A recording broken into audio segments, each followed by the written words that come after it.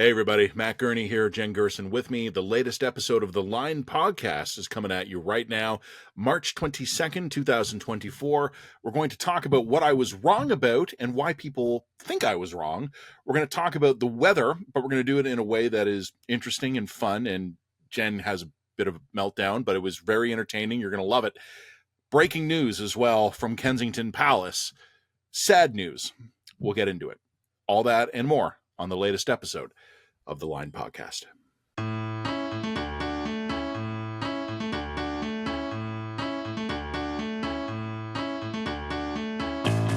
Quick reminder to our readers that Matt and I are going to be live recording this podcast in Calgary on April 19th. I think, we're reminding people, do we have tickets left?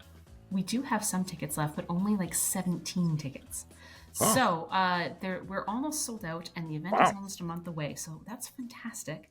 We're very pleased. We're very excited. Yay us! Yay us indeed. So if you do want a ticket to that, that you are going to have to buy that essentially the second you see this podcast, because we're going to run out very quickly. And once again, that is being sponsored by our lawyers here in Calgary, although they do have affiliates in the rest of the country, DS Lawyers LLP. So thank you very much to those lawyers for sponsoring us, that law firm for sponsoring us, and we are really looking forward to seeing you all in Calgary. With that note, Matt, I will turn it over to you. What are we talking about today? Well, I mean, let me break the fourth wall here. Not that we break the fourth wall a lot, but let me just break it in this way. I had a column this week and it was simply what I got wrong about Pierre Poilievre. That's the column thesis, and it's also the headline. And just so our readers know, I was away. I went away for March break. I took a vacation. So what I wrote in advance was what you and I in the business call an evergreen, which is a column that is not plugged to any specific news event. You can run it at any time. You were running the line by yourself this week. I only got back to Toronto like a day and a half ago, and I wanted to give you something that you could run at any time. But I also joked with you, I'm really glad I'm going to be out of the country when we publish this thing, because I have no idea the kind of reaction it's going to get. And the reaction ended up being positive. The column has been very well read. It's been very well received. But it was something I'd been meaning to write for a while.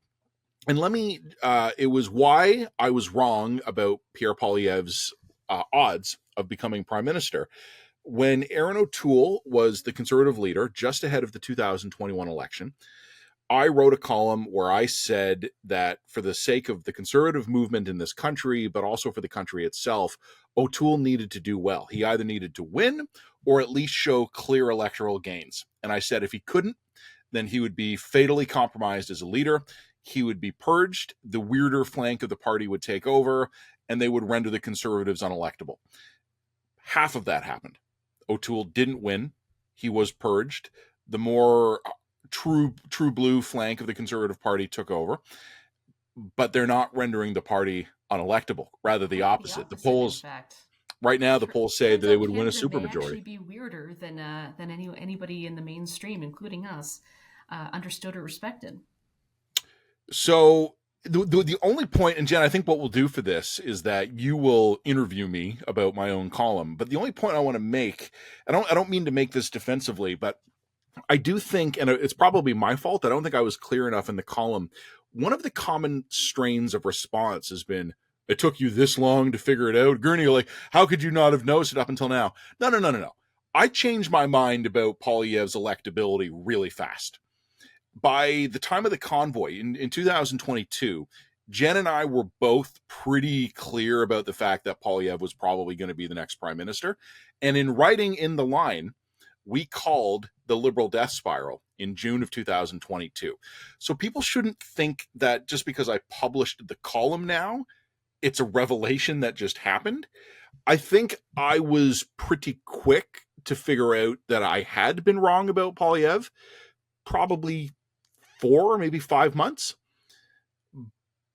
But I still wanted to interrogate why for 4 or 5 months I was wrong about it. I didn't have... The last 2 years have been busy.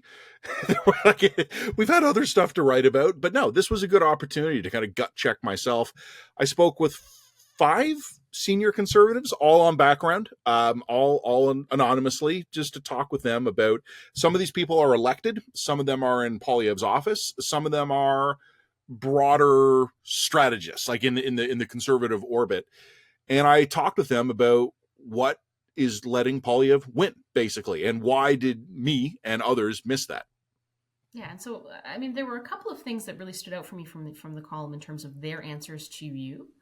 One was they peg Polyev's increased or bettering electoral fortunes first to the supply and management agreement that has existed that between the Liberals and the NDP, which has allowed the CASA, Confidence and Supply Agreement, yeah. Exactly.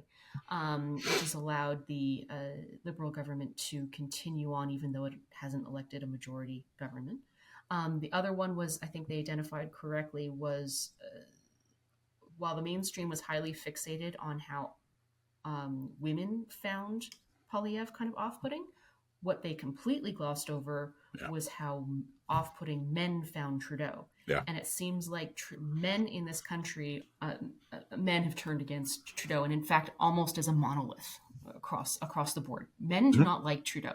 They really have a visceral negative reaction to him. Women for a long time have been Trudeau's base, essentially.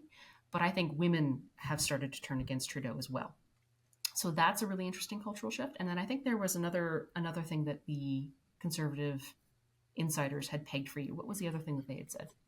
Oh, I mean, gosh, there was a bunch. I mean, the one that I found most interesting, and I don't know if you will or if this speaks for you, but one of the ones I spoke to flagged not just the end of COVID as being the animating political issue in Canadian public life, but the speed with which that happened.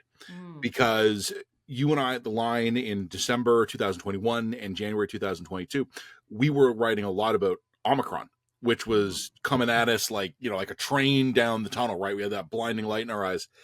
And I think I wrote a column to the effect of there's nothing that we can do to contain Omicron. You just have to accept that this is coming and this is the end. And there were very few people in the mainstream, especially liberal sphere, who were ready to accept that message. The second topic we're going to talk about today, and I'm not jumping away from this, is going to be the weather. And it's tongue in cheek, but we're going to explain why we're going to talk about the weather. But Jen, at the time in January of 2022, when Omicron was coming, and I was thinking that Ford was going to close the schools again and lock down Ontario again, my wife and I had a plan that we were going to move to either Georgia or South Carolina. And my wife and the kids were going to mask up and fly to Atlanta. I was going to put the dog and all the suitcases in my car, and I was going to just like road warrior it to Atlanta. I was going to pick them up, and we were going to just Airbnb a house with a pool in a warm climate in a jurisdiction where if I'm going to be locked down and if my kids are going to be in virtual school, I ain't doing it in -17.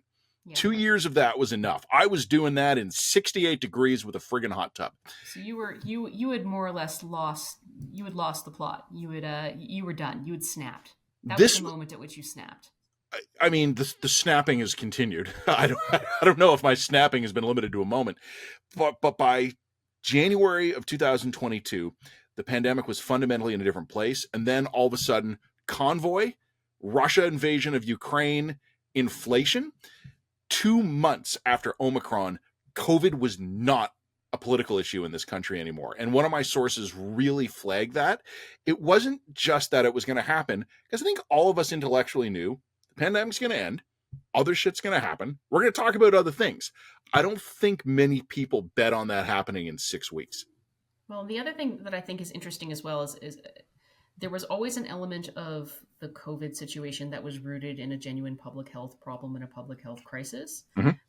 But it's going to take us a really long time and perhaps some emotional distance to unpack how much of what was happening at that time was a grounded, rational response to the crisis at hand, and how much of it was a moral panic dynamic, where you had like extremely polarized opposites on how to deal with this issue, essentially clashing against one another, radicalizing one another, and hyperpolarizing the entire dynamic around them.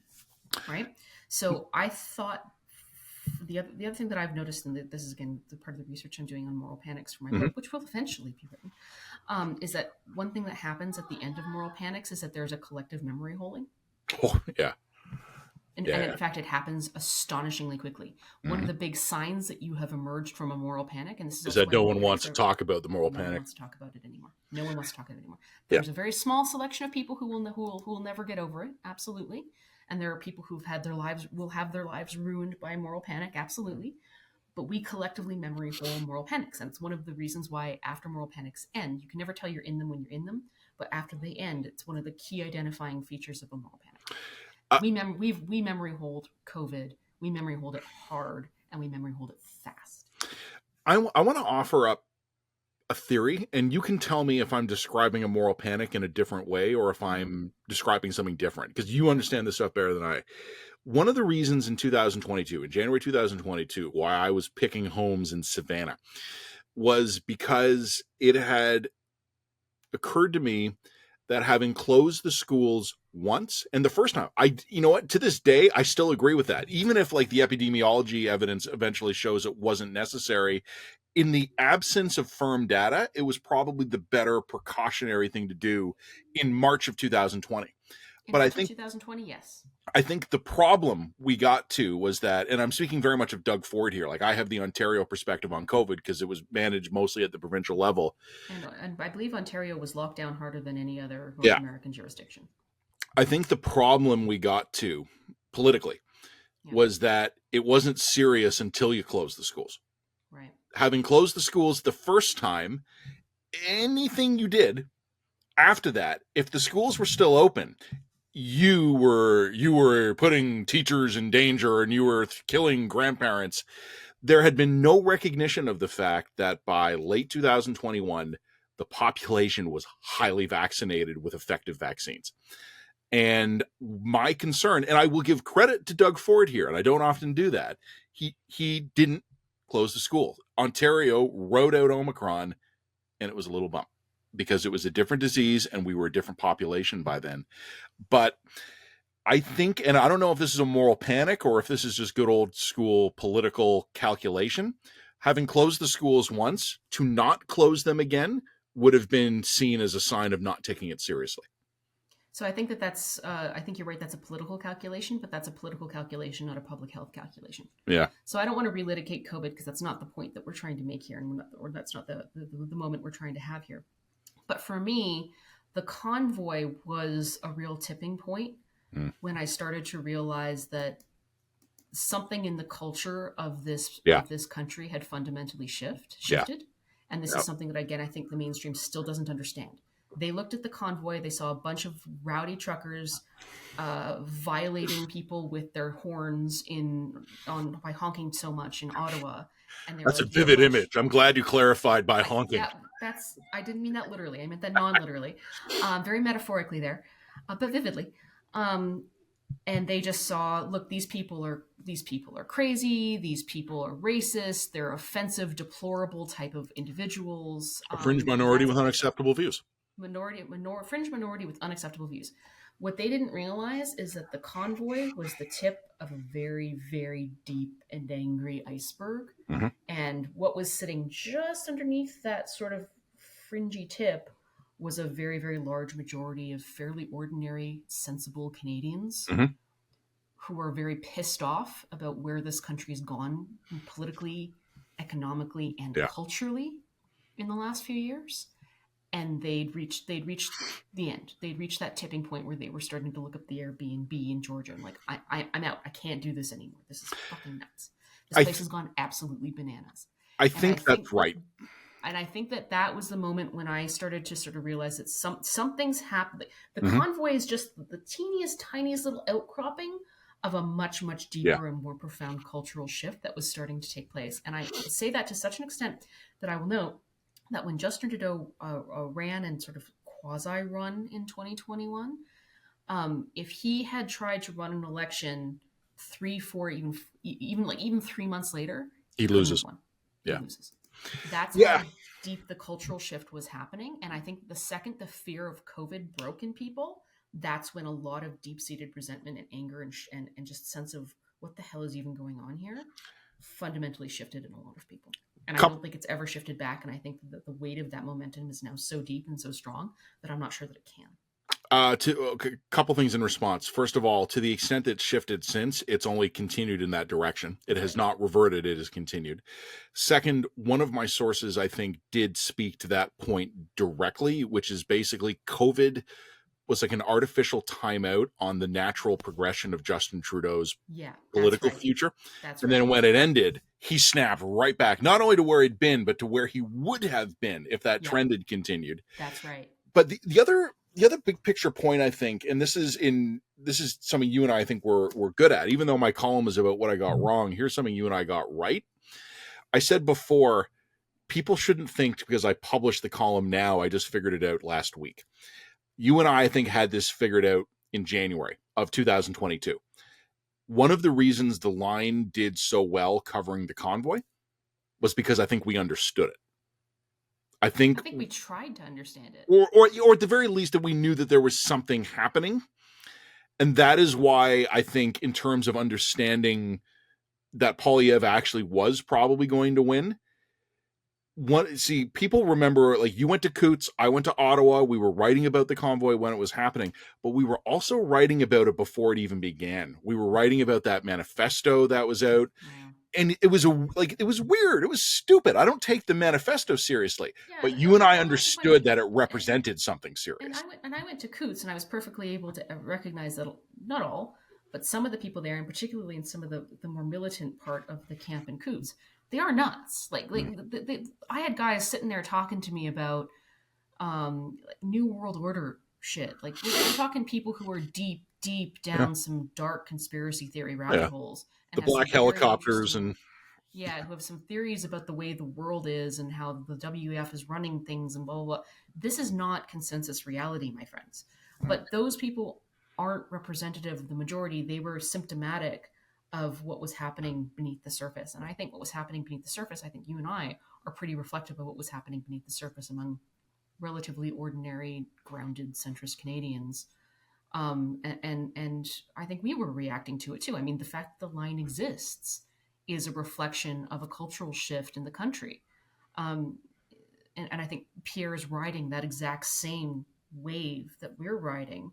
We're not conservative, we're not partisan organization, but we're all kind of fundamentally riding that same cultural wave, that rejection of what has become, if not, how should I say this, what has become a pretty radical progressive agenda in the country. And it's become so radical that I think a lot of us stop seeing it for what it is. But they feel it. People feel it. I think. So, I mean, if anyway, you go, that's just one note that I would make. The other thing I would say is, you're conservative in your unnamed conservative in your column made note of the CASA, the supply agreement between the Liberals and the NDP. I don't think that is why Pierre. I don't think that has any effect here. I think it's what allowed the liberals to stay in power, I guess, and to the extent that the longer the Liberals stay in power, the more they alienate people, I suppose. Yes, that's part of it. But even if Trudeau had won a very, very narrow majority in 2021, we'd still be here. The supply agreement isn't what's fueling Pierre's rise. I don't think that there is a significant cohort of NDP voters who have switched from NDP to Conservative because they just want Trudeau out. I just don't think that is a phenomenon. I think Pierre is winning because he is motivating people who otherwise are politically non-motivated. Which, by the way, let's remember, in recent elections, the political non-voters are the majority in this country. Mm-hmm. Right? They make up the majority of the electorate, non-voters. So if you can actually motivate non-voters, or near to it, depending on the election, yeah, you've won. So that's what I think is happening here. I do think there's a lot of weird jumping between sort of far left, far right. I think that there's always going to be some strange energy state there. But no, I think that Pierre's winning because he's speaking to people where they are. And I think that he's speaking in a very common sense and what feels to them a very rational way about the world that they actually see around them. And I think that if you're listening to Pierre Poilievre and you just think he's off in the clouds somewhere, I'm going to suggest to you that he's where the majority actually is, and the one who's off in the clouds is probably you. So for what it's worth, like, I reflected as faithfully as I could the views, or sort of a consensus amalgam views of, again, 5 CPC types. I'm not wedded to their conclusions. I do not necessarily endorse or accept them. I simply relayed them. I don't think anything they told me was insane. No. I'm not throwing them under the bus here, but yeah, anyone can quibble with anything my conservative sources told me. The one thing I will say though, to the confidence and supply agreement part of it, again, I'm not wedded to it. My source could be wrong. And it's hard to argue counterfactuals, right? I mean, But the state of play is the state of play. But here's the thing. Everything that you and I are talking about, which is sort of a cultural political shift in this country, a frustration and anger, probably also, as you and I have often said, the simple political reality that Justin Trudeau has been prime minister for almost 10 years, and that is about as long as anyone goes. Oh, sure. That might get Pierre Poilievre to 175 seats. What might be kicking him up, according to the polling aggregators, to 210 could be some of that other stuff we're talking about here. Because 2 years ago, you and I could have sat down with colored pencils and a map and talked to a couple of our nerd friends and figured out a path to a conservative majority. I don't think you and I would have had 2 years ago any idea how Pierre Poilievre gets to 200. No way. And I think that is something we have to understand. Conventional political wisdom can probably give you a theory of Pierre Poilievre being a prime minister at the head of a majority government. You've got to reach further and deeper to figure out how the polls today would give him more than 200 seats. It's the difference between a win and a landslide. A win. And I remember not so long ago using the conventional political rhetoric that you correctly used previous to 2021. The idea was there's no way that a conservative could form even basically a majority under O'Toole because the vote was split. Sorry, there was just too many. If you combined the Liberal and the NDP's vote, there were just more left-wing Canadians. Period. And I think that assumption and that consensus has been completely shattered. There aren't more left-wing Canadians. There just aren't. That's or if you're thinking of it in left-wing, right-wing terms, you're thinking of it too narrowly. There's more dimensionality to our politics than is being reflected in that assumption.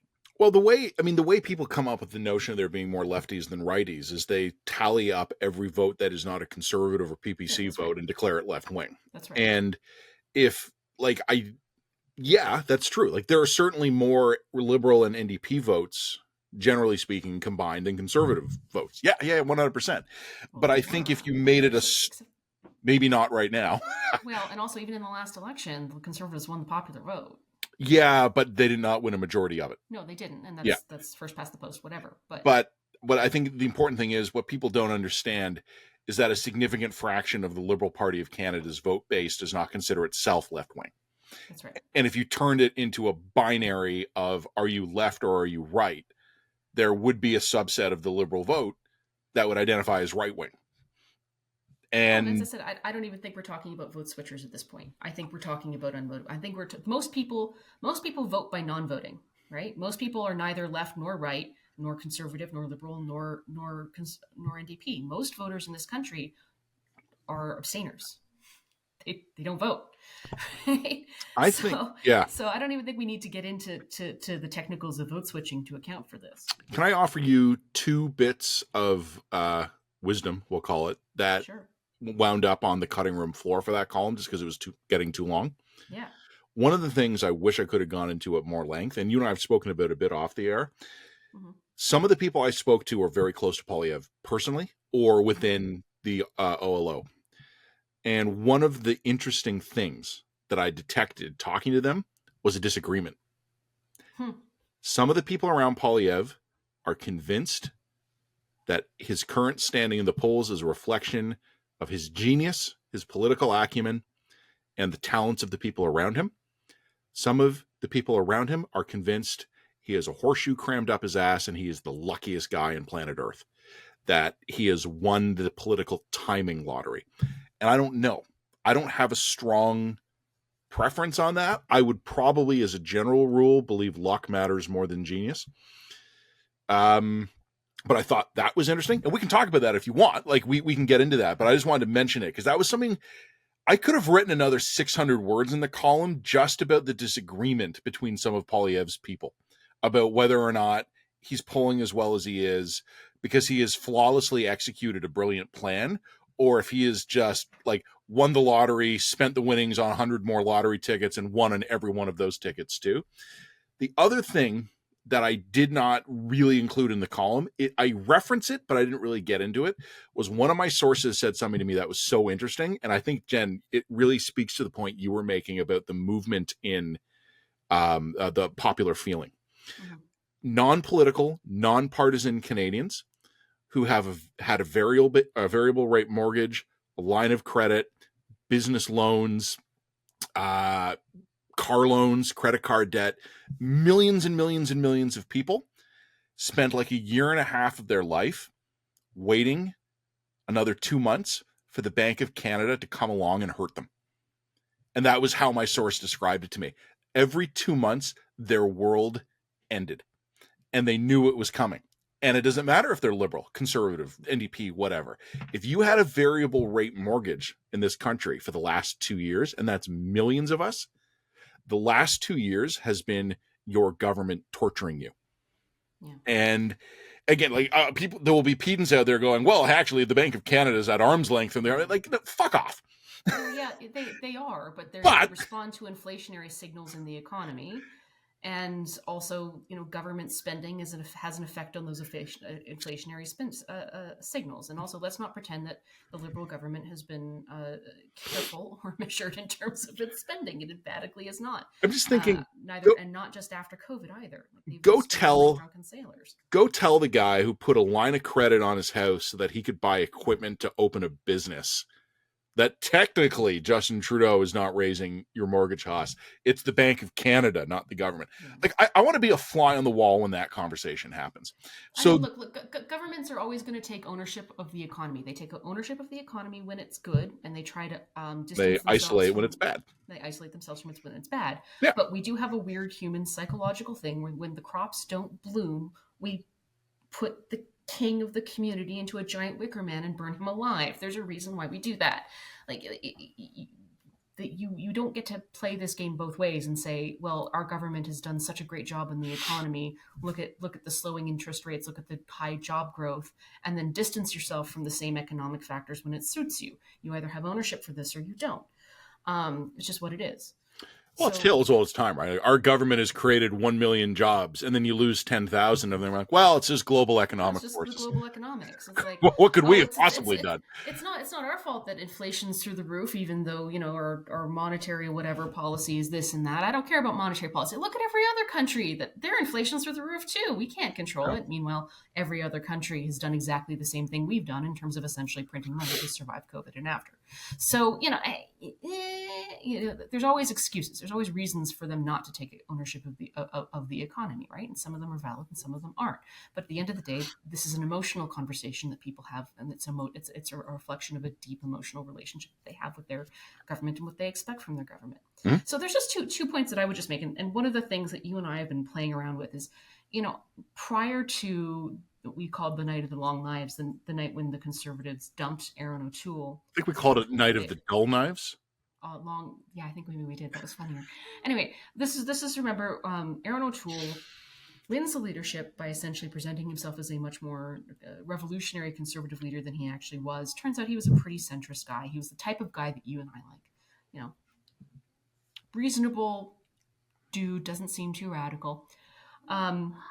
You and I both argued, and I argued in McLean's column, was like, conservatives don't dump this guy.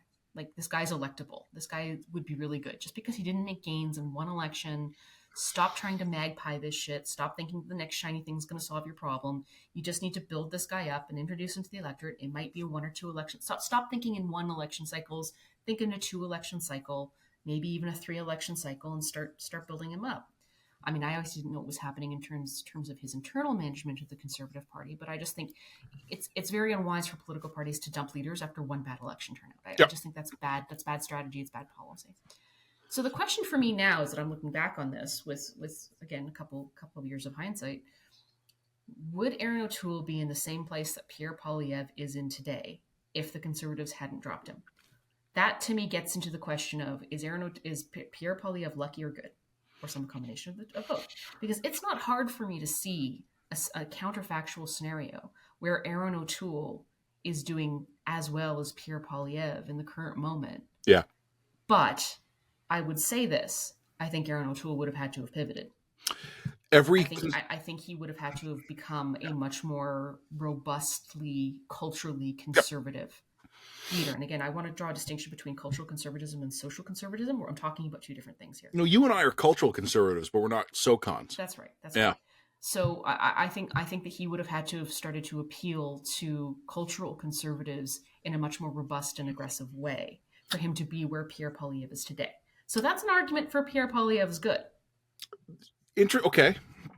Every conservative I spoke to had some variation of a thought on that. Mm-hmm. All of them agreed that if Mr. O'Toole was still the conservative leader today, he's winning in the polls and is likely on course to be the next prime minister with a majority government. Mm-hmm. None of them thought that he would be tracking towards 210 seats. They were all like, Aaron O'Toole today is on course for a solid 10-seat majority. None of them thought he would be on course for a 40-seat. What I think has happened, and you and I have kind of talked around this a little bit. We're not trying to avoid it, but I don't think we've said it explicitly. What has happened is that the Canadian population is angry, and I think Pierre Poilievre is a better anger avatar than Aaron O'Toole. Yeah, Pierre Poilievre is a perfect match for the moment. And lucky I or think good. Also the other thing I would point out is, in the last, I would say, 2 years, Canada really has become an avatar for, rightly or wrongly, it has become an avatar for woke country gone nuts. All right? Whenever you read any kind of culturally conservative media coming from any other country, UK, United States, they look at Canada and they're like, what the shit is going on there? From Online Harms Act to the News Bill to Made to any of these issues, there's a real sense that some kind of intersectional woke progressivism has just taken over the Canadian cultural, institutional, whatever, and mind rotted it from the inside out.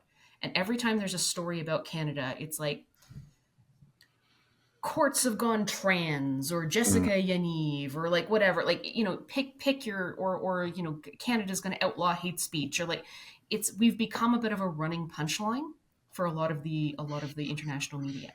And I think Canadians who overwhelmingly consume international media now, because for a lot of interesting reasons around the decline of our media here, are seeing the way that we're reflected and going, they got a point. Like there's not necessarily to say that international media has a better beat on what's going on than the people here. I think the people here who are living it and seeing it and living it generally have a better understanding of how sophisticated and complicated some of these institutions are. But it goes back to the you don't smell your own house thing. It's one thing for you and I to talk about the intricacies of Made, and it's another thing to go and read like The Spectator on Canada and like, oh, we're talking about killing people for mental illness now. Great, super, awesome. And how insane that comes across. It said the international media and our exposure to international media really does give us the opportunity to smell our own house. And I do think that has helped to build this kind of under the water simmering cultural conservatism where we've just gone like, yeah, we've just gone off the rails on a lot of different files here. And it seems to be like the mainstream media isn't addressing it or confronting that in a lot of cases. I'm not getting both sides of the issues here. I'm not getting robust debate on these really complicated issues. And that detaches people from a sense of trust in their institutions, very understandably. And all of this kind of leads into this toxic bubble of something's really gone radically wrong. So it's not only that they don't like Justin Trudeau, they don't like what Justin Trudeau represents, and they also see Justin Trudeau as an avatar of this really radical ideology, and that has essentially corrupted the entire body politic. So it's going to be and I said, I think Pierre Poilievre has identified that, feels that, and has crafted himself into a perfect match for the moment that is coming. I'm going to agree with 80% of that. Okay. The 20% I'm not going to disagree with it. It's not even disagreement. It's caution. Sure. The mirror always lies. Yes. And when the idea that Canada has become an avatar for anything might only exist in the minds of Canadians. Oh, I sure. don't Yeah. I don't know if you were to like grab like just beam a random Australian out of Melbourne and plunk him down in my They don't basement. think about First us. of all, he'd be confused. Yeah. Secondly, if I were to say to Americans him, don't think about us. well, Rich yeah, white like people what don't think country about right now us. personifies woke madness? He'd probably go Australia. Like, you know what I mean? Like, I Yeah. think that's Yeah. my only real caution on that. Yeah. But I'm trying to speak to a Canadian perception that's the based on. 80% I agree with. One of our commenters, I don't remember if it was in our comment section or on Twitter, had made a point I thought was really intelligent. And this is the 80% agreement I have with you, which is that Canadians are proud of their country. And that is something I don't think the Prime Minister and his government have often understood. And many other commentators have made this point before. There has been a degree of incoherence between the Prime Minister being, I am so ashamed of our genocidal past. Yeah. We're lowering the flag for 6 months. Happy Canada Day, everyone. Our best country ever. Here's a listicle talking about how great we're doing. Like, we're third in the world for self-reported happiness among 54-year-old dog owners. Like these increasingly arcane listicles. There's been this prime minister, as a matter of, and I'm not even criticizing him personally here, but as a matter of political positioning, has struggled to figure out whether or not he is a contrite leader of a flawed nation or captain of fucking Team Canada. And I think he's not done either well. And I think there's a lot of people in this country, and in my column, I specifically refer to what I call the Koch thesis, based on a Colby Koch column in the National Post from 8 years ago, where he said there's going to be a politically correct or woke or whatever you want to call it backlash of people who are proud of the progress their country has made on women's rights, gay rights, minority rights, even trans rights, who are tired of being lectured by people and the same 6 public policy schools and arts colleges and universities. Actually, well, you think like, hey, wow, we have gay rights now. Like, I remember, I'm making this up, but like, I remember when my cousin came out and how hard it was for him to do that, but now he can get married. We've made so much progress. And then some hectoring scold comes along and goes, what, you don't realize you're living in a neo-fascist colonial oppressor state? That worked for a while. It don't work no more. No. And it's swinging back the other way. And Colby nailed that 8 years ago, that there was going to be a point where we're just going to be tired of being told how awful we are, and we're going to want to celebrate the things we've gotten right. And I do not think this government has been effective at managing that natural desire among the voters. And I think, remember when Pierre Poilievre got mocked for that video where he was like talking about how much he loved like wood?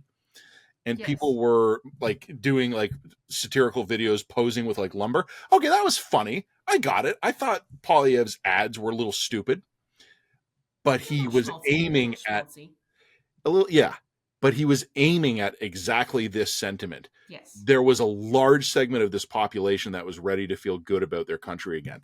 And I know it's weird because Poilievre is known as the Canada's broken guy. But the part of the message he's never criticized for making is, and we can make it what it was. Yeah, exactly. And there's that's people the ready. Implicit in Canada is broken is is we'll the fix idea it. Is we're going to fix it. Yeah, and you'll right? yeah, we're going to stop telling you how much it sucks. Yeah. So look, cuddling wood was dumb, but he. I kind of like weathered wood. I don't know. I love wood, but it's an aesthetic. Need some wood. Look, like and subscribe. Now we'll send you some weathered wood. You know what? Let's have a contest. Let's figure out who some milestone subscriber, and when they get it, let's send them a piece of wood. Okay, we'll send you a piece of wood. No guarantees on what kind of wood. That's a surprise. Like and subscribe. All right. So on that note, Matt, you thought that I should talk about the weather. Well, so before we started rolling the podcast, so like I've already mentioned, Jen and I had been on. Jen's running the shop this week. We hadn't spoken in a week. I'm running the shop in Calgary. You're running the shop in Toronto. And also, I would like to note in Calgary, last weekend we had this beautiful spate of just 19-degree weather, sunny, gorgeous. I went outside. I laid on my deck. It was amazing. It was so pretty. I started to notice little buds were coming Yeah. out of my trees. It was wonderful.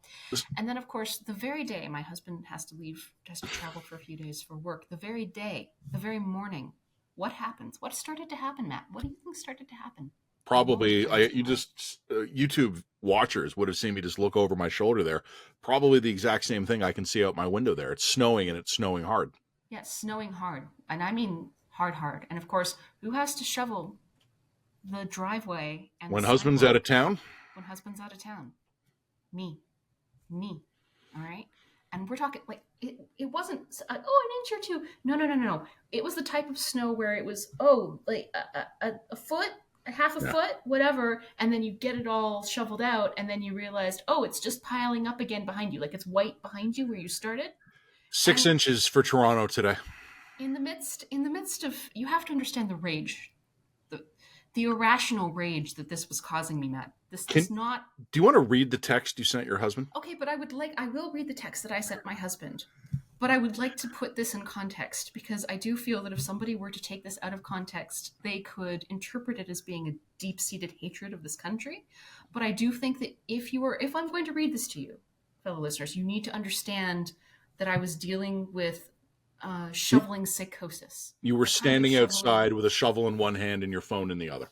That's right, yes. Okay, so this was shoveling psychosis. Okay. And I sent to my husband the following note. Wait. Sorry, Jen. Sorry to interrupt. Yes. It's important. Where was your husband? My husband at this point was probably in some mid-tier hellhole American airport. On his way to? Austin. Which the weather is currently? Like 26 degrees. However, So he does hate traveling and people, so he's suffering for his family. Yeah, but he's suffering in 26 degrees. But he's suffering in 26 degrees and enjoying several nights in a private hotel room with no children in it. So we don't have to feel too much sympathy for him.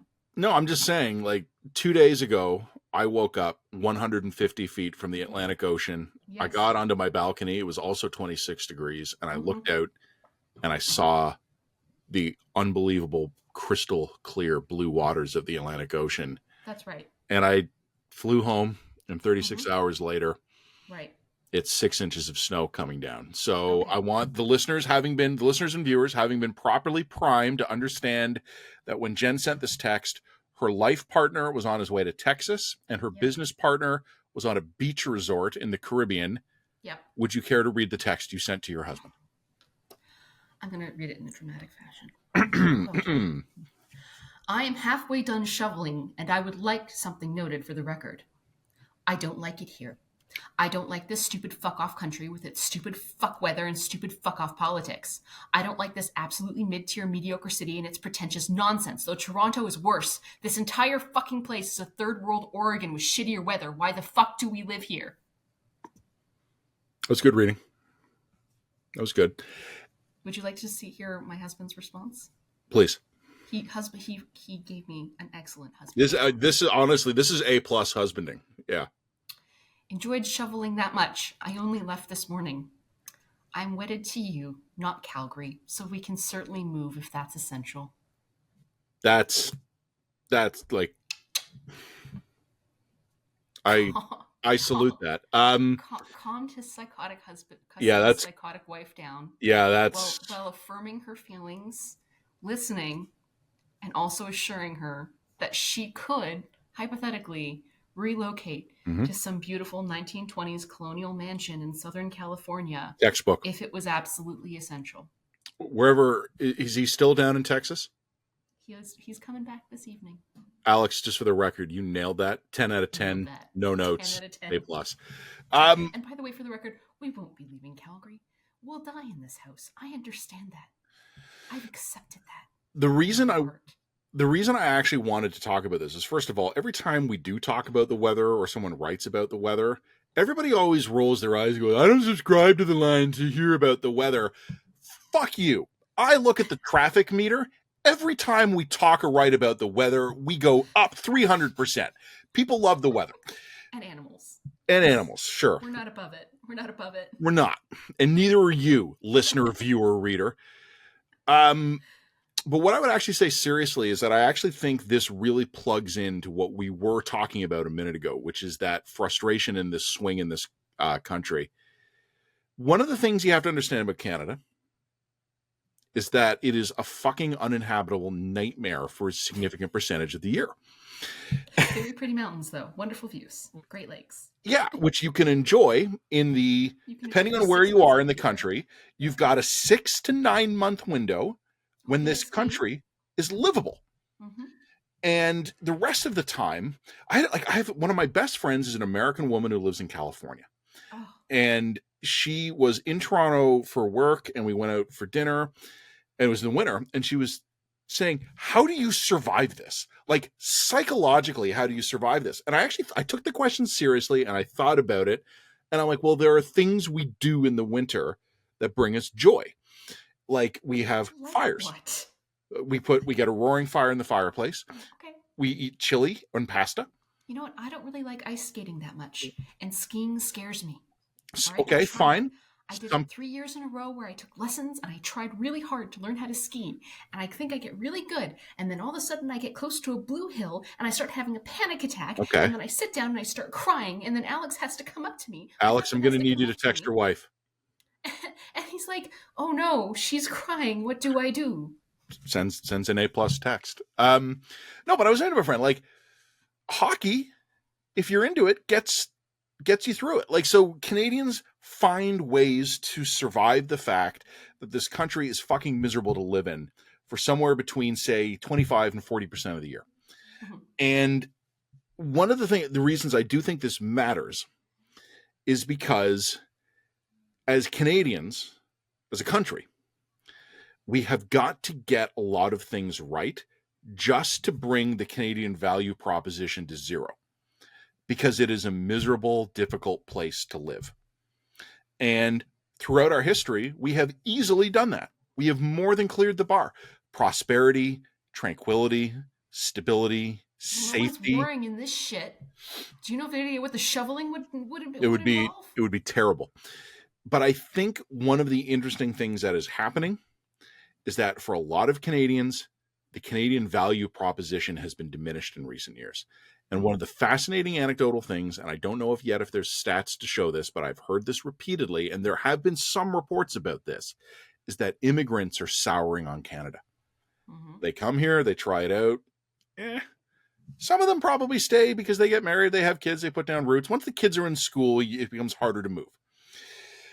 But I think about the things that people have typically liked about Canada, just speaking in big aggregate terms, okay?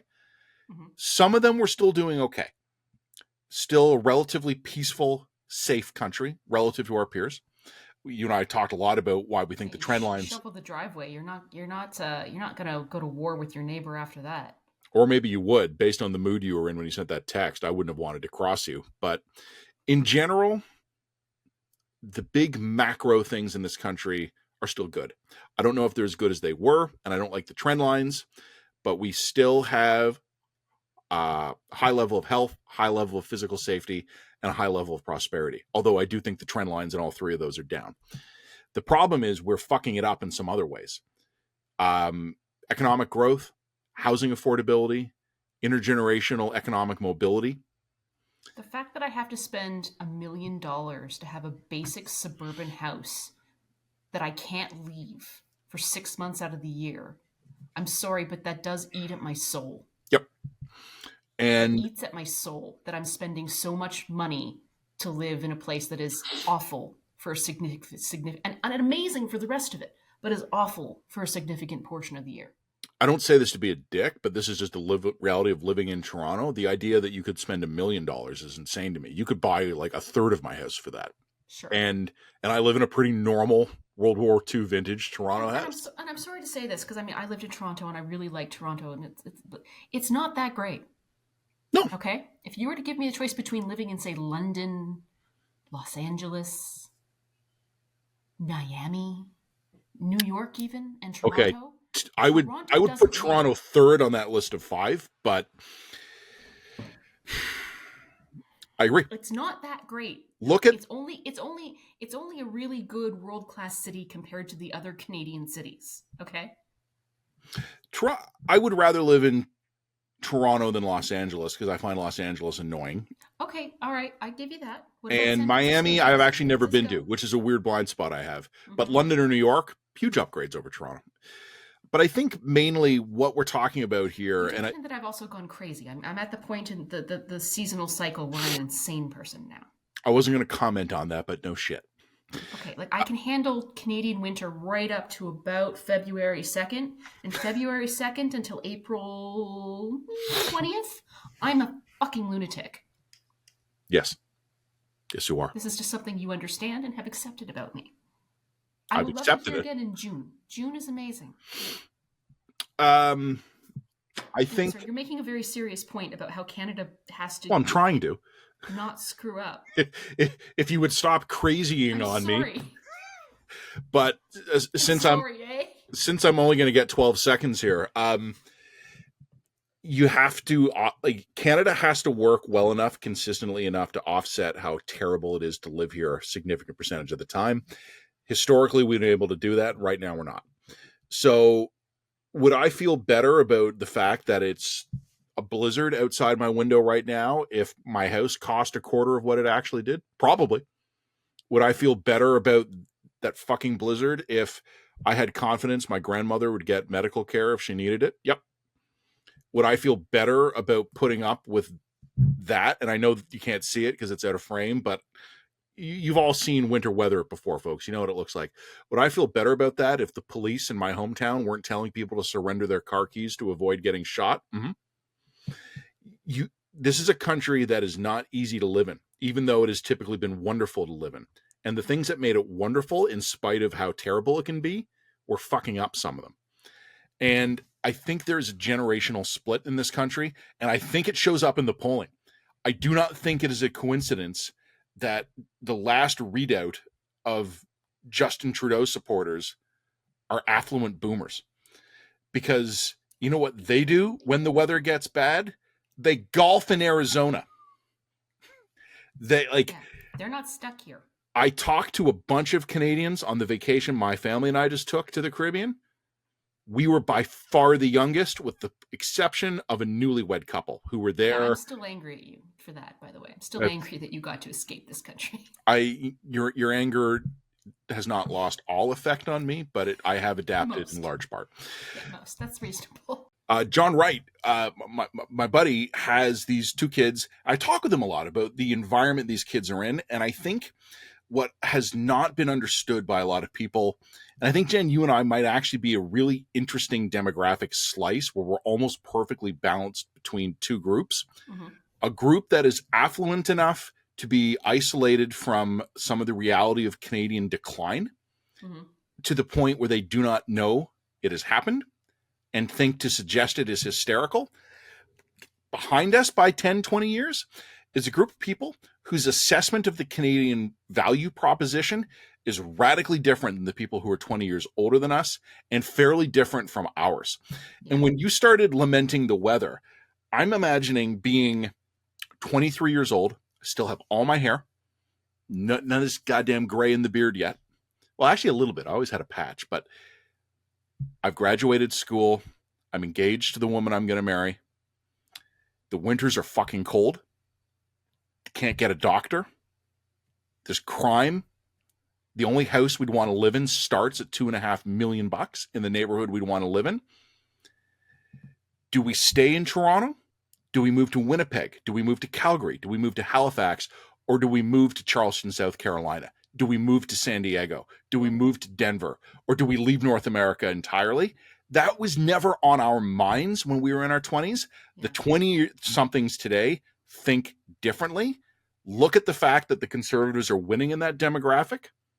Something is happening that a lot of Canadians have not noticed. Well, and the other thing, too, is all of the conditions that led to our ancestors coming to Canada are now being replicated here in Canada as Canada becomes a more established country. Right? Including, for example, lack of social mobility. Well, I hope we haven't had a potato famine. Well, I'll avoid that one.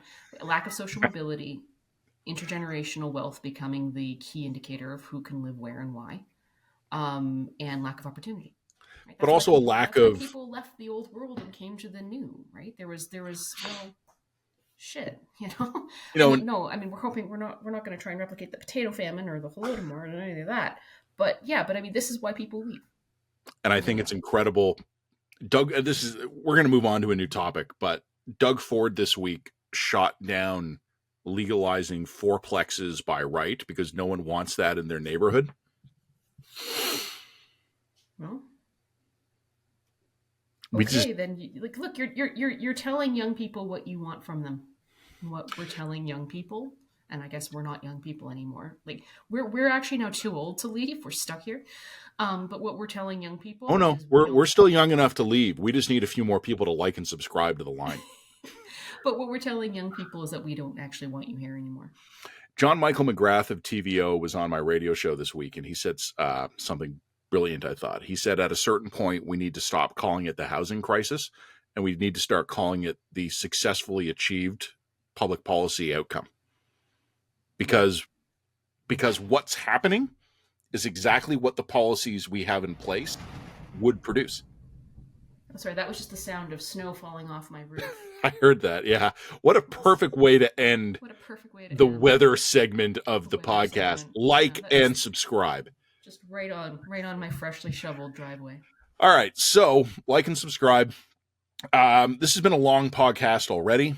But we've actually decided to completely throw out our planned third segment here and talk about something new. In the last couple of minutes while we were recording this, the mystery that has been consuming a lot of people has been answered. There's been an announcement moments ago. Kate Middleton, Princess of Wales, has cancer. In January, I underwent major abdominal surgery in London, and at the time, it was thought that my condition was non-cancerous. The surgery was successful. However, tests after the operation found cancer had been present. My medical team therefore advised that I should undergo a course of preventative chemotherapy, and I'm now in the early stages of that treatment. That's about all we have. This is a statement released in her name. I don't really have anything to say about this. I find the monarchy vaguely interesting. I have some things to say about this. I know. No, God help me. Okay, I'm muting my mic. Jen Gerson, make it I would so. say, well, I hope you're all happy now. This is Where is Kate Middleton Conspiracy Theorists. I hope you all feel real good about spreading the rumors about the affair and spreading terrible rumors about her needing, having cosmetic surgery and spreading terrible rumors about her, this being all a mental health crisis. I hope you all feel like real dicks because you deserve it. You deserve it. I always suspected that she had a serious medical problem, although I didn't know what it was. They told us right from the beginning that she's going to need to take until Easter off. It's not even Easter yet, and you couldn't leave her the fuck alone, could you? Sorry, I'm done. How would you people have been monsters about this. I know. Absolute monsters. Yep. I was going to write a column about how they've been monsters, but then that would be a meta commentary that would like imply me in that monstrosity. People have everybody's curious. Yeah, we're all curious about the health of a public figure. I get it. But people have been total dicks about this. Absolute dicks. And I hope that they feel shame and I hope that they feel dirty inside now. Thank you. You've been picking on a woman who just wanted to keep her cancer diagnosis a private matter between her family. Wow. Glad you're all so pleased with yourselves. Can I? Please go. Two thoughts, and this is your interest in royals, my interest in royals. Like you are definitely the more royal inclined of us. Strapped into the royals conversation. But I will make one comment. This is going to reframe the poor Meghan versus Kate debate, right? Because up until now, there's been this real. I didn't even bring up Meghan. Oh, I know, I am. You think you're strapped in? You went here. I probably not without some basis. There's always been the sense that like Kate has been the preferred one, and Meghan has been the well, I don't even know how to describe this. The monster. No, sure. No, but there's also been the sense sort of like, oh, Kate has been treated so nicely by the press and the press was savaging Meghan. Well, that narrative gets a reframe starting about 15 minutes ago when that flash hit my inbox. The other point I would make is, look, and I'm not here to kick on the lady undergoing chemotherapy, far from it. But there is a lesson in this for the monarchy. The monarchy has to learn the lesson. Their media management sucks. There should have been a statement 3 months ago, 2 sentences. At a recent medical appointment, it was discovered that Kate Windsor, Princess of Wales, had cancer. The princess will be undergoing treatment in private, and regular updates will be provided. I can understand why she would want to treat her medical diagnosis as a private matter, or at least attempt to try and keep the diagnosis as a private matter. I think that the error here that the royal family made was in attempting to try and soothe people by sending out that doctored photo. I think that was emphatically an error. And it was a doctored photo. And obviously I don't have a lot of sympathy for Kensington Palace for making that mistake, because they know what the standards are. They know what it is well established. It's well established what media organizations will accept in terms of levels of altering of a photo. That is a well-established standard. They clearly botched that standard. Even an untrained eye like me could see clear error, signs of photo manipulation that were beyond any ordinary editorial standard. So they screwed that up. I don't think that they were under any obligation to respond to the conspiracies or the conspiracy theories. However, I think it was probably naive and probably overly trusting on their part to trust in the public to be able to mind its own. The public obviously can't mind its own, and in the current sort of media void, media vacuum, people will invent news to fulfill their own prurient interests, because we're, as I've said before, terrible shit-flinging little monkeys, and it is what it is. I think I'm the guy who said shit-flinging, but I'm glad you agree. Yeah. So yeah, you're probably. I'm sad that I think what you're saying is probably correct, because it indicates to me that no one in the royal family in the senior level can effectively have a private health problem. Correct. That's exactly what I'm saying. Yeah, and I think that. And that's the sad, the king gets it. Like the king finds out he has prostate cancer, and he tells the entire fucking free world 2 days later. I think it's different for a woman. And also remember, she's a woman who came into the royal family. Her fundamental role is to have kids in the royal family. I mean, that's what it is.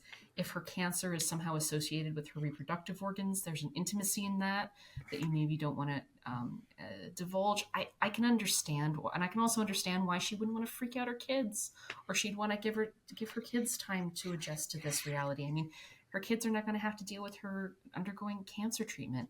I have a lot of empathy for her, and I'm the same age as her, so like I feel for her. I feel for what it would be like to take your young kids through a cancer. That's not fun. She doesn't owe us. She doesn't owe us anything. Not really. Not when it comes to that stuff. She's allowed to. I think her autonomy should reasonably be expected to begin where her skin literally begins. I think that's reasonable. That said, you're probably right that even if it's reasonable, it's just not realistic. My sympathy exceeds my indulgence. I feel terrible for her, and you keep saying you can understand why she would want this. You can understand why she would want that. I can understand those things too. There needed to be someone in that loop of trust, in the family, in the palace, in the media staff, who said, of course you want this, but you're not going to get it. And how do we handle that? Yeah, you're probably right. So. Oh, you're probably right. It makes me feel icky inside, though.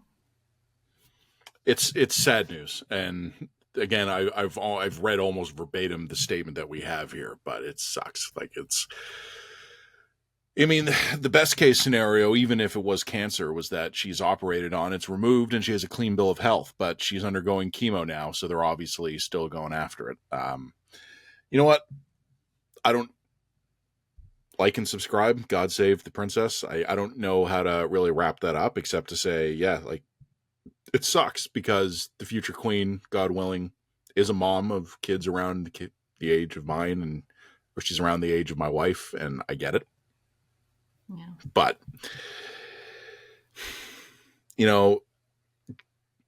Joe Biden doesn't get to age the same way my papa did.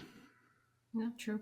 You know, like it's just what it is. Yeah. Just what it is. I mean, it is different when you're talking about a hereditary or a genetic title as opposed to somebody voting or being elected. It's different in a billion ways, but none that matter to the fundamental point. I suppose. Nonetheless, I feel like we should all take a moment and reflect on how bad humans are and how awful we should feel about it. What do you think I do every minute of every day? Conclusions about this are true. Every minute of every day, every second, every waking hour, I am reflecting on how bad humans are. That's fair. Like and subscribe. Like and subscribe. Go to www.theline.ca to go have deep readtheline.ca. Don't go to theline.ca. That's a different website. Don't go there. Go to readtheline.ca. Readtheline.ca in order to receive thoughtful meditations on the terribleness of our country, our weather, our humanity, ourselves, really. Like and subscribe. Like and subscribe. And come to our event in Calgary next month. Yes.